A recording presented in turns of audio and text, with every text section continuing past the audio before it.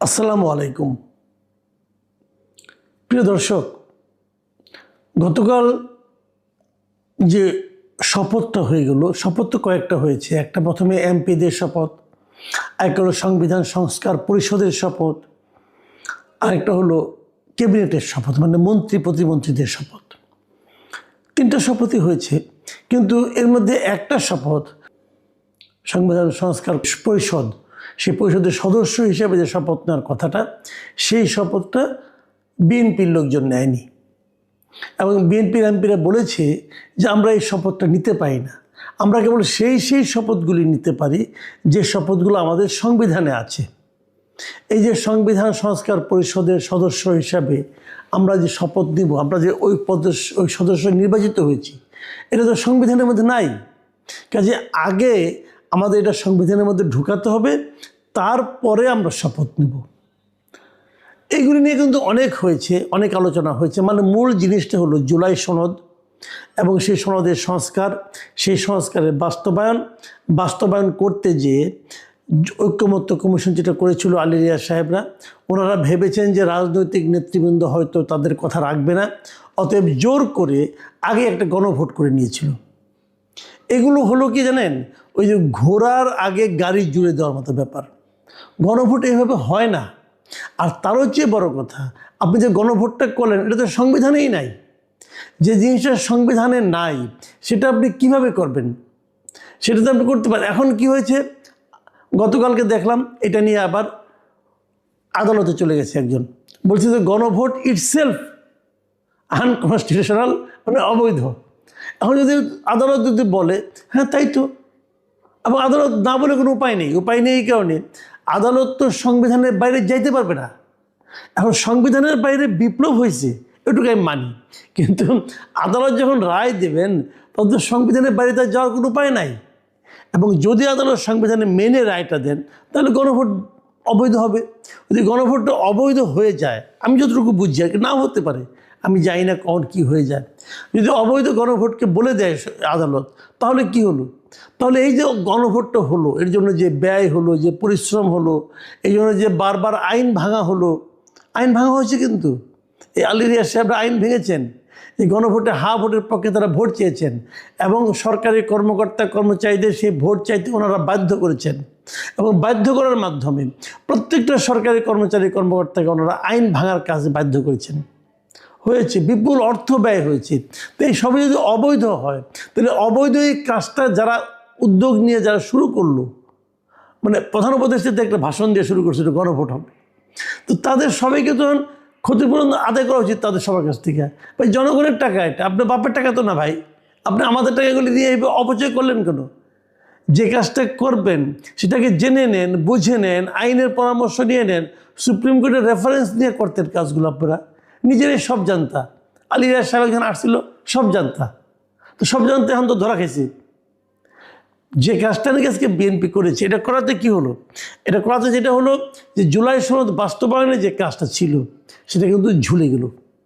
দেখেন এখন ঘটনাটা কী দাঁড়ালো। কতগুলি জিনিস, এগুলো একদম হিসেব মিলাইতে পারবেন না ভাই। আওলা যখন বাজে না তখন এরকমই বাজে। এখন কি হলো, মানে 212 জন লোক তারা সংবিধান সংস্কার পরিষদের সদস্য হিসাবে শপথ নিল না। বুঝছেন, 212 জন, আরও বেশি। এমন রুমিন ফারহানাতেও একজন মেম্বার আছে, উনিও তো নেন নাই, উনি তো স্বতন্ত্র, উনিও শপথ নেন নাই। তাহলে এখন শপথ নিল কারা? শপথ দিল 100-রও কম লোক। ধরেন আপনার 88 জন লোক অথবা 80 জন লোক, এরা নিল শপথ। তাও সবাই নেয় নাই, স্বতন্ত্ররা সম্ভবত নেয় নাই। তাহলে এই যে যারা নিল, এখন এরা নিয়ে কি করবে? এরা কিন্তু এখন তাহলে সংবিধান সংস্কার পরিষদের সদস্য হইল, তারা কি সংবিধান সংস্কার নিজেরাই করতে বসে যাবে এই কয়জন মিলে? এটা হবে? তাহলে সংবিধান সংস্কার পরিষদের মেম্বার কয়জন হবে? কেউ তো বলে দেয় না কয়জন হবে। এটা হলো একটা দিক। দ্বিতীয় দিকটা হলো, যে জিনিসটাকে বেআইনি বলে, অসাংবিধানিক বলে বিএনপির এমপিরা বয়কট করলো, মানে করলো না, যে এটা আমি করবো না, এটা করার কোনো উপায়ই নাই। তো সেই শপথ আবার অন্যদেরকে সিইসি পরিচালনা করলো কেমন? যে শপথটা অনৈতিক এবং অথবা অসাংবিধানিক বলে একটা মানে আপনার এমপিদের একটা বড় অংশ মানে 2/3 বেশি অংশ করলো না, বলে এটা করা যাবে না, এটা বেআইনি হবে, এটা অসাংবিধানিক হবে। তো সেই অসাংবিধানিক কাজের শপথটা সিইসি কীভাবে পড়ালেন? এই সমস্যাটার সমাধান কি কেউ করেছেন? কেউ ভেবেছেন এভাবে? কেউ ভাবেননি, অথবা ভাবলেও বলেননি। তার মানে কি, আইন প্রণয়ন, সংস্কার করা না করা, শপথ নেওয়া না নেওয়া, এই সবগুলিকে না একটা ছেলে খেলা বানিয়ে দেওয়া হয়েছে। এগুলি ভাই ছেলে খেলা না। একটা দেশ কীভাবে চলবে, জাতির ভবিষ্যৎ কী হবে, এগুলো যেখানে বসে হয় সেখানে ছেলে খেলা চলে না। কেন করতে যান আপনারা এগুলো? এখন কি হবে? এখন যেটা হবে যে আমি ভেবেছিলাম যে আগামী সংসদটা হবে খুবই ভাইব্রেন্ট। আমি কিন্তু বলেছিলাম যে জামাত এই ধরনের বিরোধী দল হবে, বিএনপি এরকম একটা যুক্তিগ্রাহ্য একটা রাজনৈতিক দল হবে, এখানে গায়ের জোর চলবে না, সবাই মিলেমিশে একটা সংসদ হবে, মানুষ বুঝতে পারবে দেশের কি হচ্ছে না হচ্ছে, অ্যাটসেট্রা অ্যাটসেট্রা। কিন্তু তা কি হতে যাচ্ছে? এখন তো আমি আতঙ্কে আছি, আমি আশঙ্কা করছি এটা হবে না। কারণ দেখেন কেন হবে না, শুরু থেকেই বিরোধ চলা আরম্ভ হয়ে গেছে। প্রথমত এই জুলাই সংস্কার নিয়ে, এই শপথ পড়ানো নিয়ে, এটা হলো একটা। বিকেলবেলা মন্ত্রীদের শপথ হলো, সেই অনুষ্ঠানে জামাতের লোকজন গেলেন না, এনসিপি লোকজন গেলেন না। মানে কি বয়কট? এই বয়কটের রাজনীতি আবার শুরু হয়ে গেল। সকালে যেটা বিএনপি ভুলটা করেছে, অথবা শুদ্ধ করে ওনারা মনে করছেন ভুল করেছে, আমার বিবেচনায় কিন্তু বিএনপি কোনো ভুল করেনি।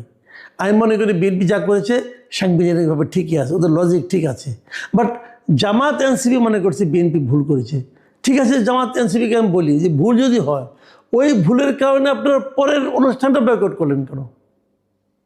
আপনারা যদি পরের অনুষ্ঠানে যেতেন তাহলে অনুষ্ঠানের সৌন্দর্যটা বাড়তো না? কারণ সৌন্দর্য দিয়ে কাজ হবে না, মানলাম, কিন্তু আপনারা যে একসঙ্গে কাজ করতে চান দেশ গঠনের ক্ষেত্রে, সেটার তো একটা নমুনা আমরা দেখতে পারতাম। ভাই আমাদের সাধারণ মানুষের ইটা কি, আকাঙ্ক্ষাটা কি? আমরা তো ওই অনুষ্ঠানে যাব না, আমাদের দেওয়া তো হবে না, কেউ করবে না, সেটা ব্যাপার না। কিন্তু আমরা তো চাই যে যাদেরকে আমরা ভোট দিয়ে পাঠাইলাম তারা তাদের মধ্যে যে কোনো একটা ইস্যু নিয়ে মুখ দেখা দেখি বন্ধ করে দিবে, তার বাসায় যাবে না, ওই দাওয়াতে থাকবে না। এটা কেন? এটা তো আমরা চাইনি।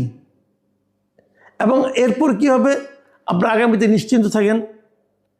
এই সংস্কার নিয়ে, জুলাই সনদ নিয়ে, গণভোট নিয়ে এবং সংবিধান সংস্কার পরিষদের সদস্য হিসাবে শপথ নেওয়া না নেওয়া নিয়ে একটা রাজনৈতিক বিরোধ শুরু হয়ে গেল। এই রাজনীতি খুব শিগগিরই দেখবেন রাজপথেও চলে আসবে। তো এটা কেন? তাহলে সেই আগের মতোই যেই লাউ সেই কদু, তো আমরা তো এটা চাইনি। একেবারে প্রথম দিন থেকেই বিরোধিতার এবং পরস্পরকে আক্রমণ করার যে রাজনীতি আমরা দেখছি, এই রাজনীতি আমাদের প্রত্যাশিত ছিল না। আমরা আশা করব যে আগামী দিনগুলোতে আপনারা ভেবে চিন্তে কাজ করবেন। আমরা আমাদের যাদেরকে আমরা ভোট দিয়ে পাঠিয়েছি তাদের আচার আচরণ, কর্মকাণ্ড, চিন্তা ভাবনার ব্যাপারে কিন্তু আমরা আশাবাদী হতে চাই। কতটুকু হতে পারবো জানি না। প্রিয় দর্শক।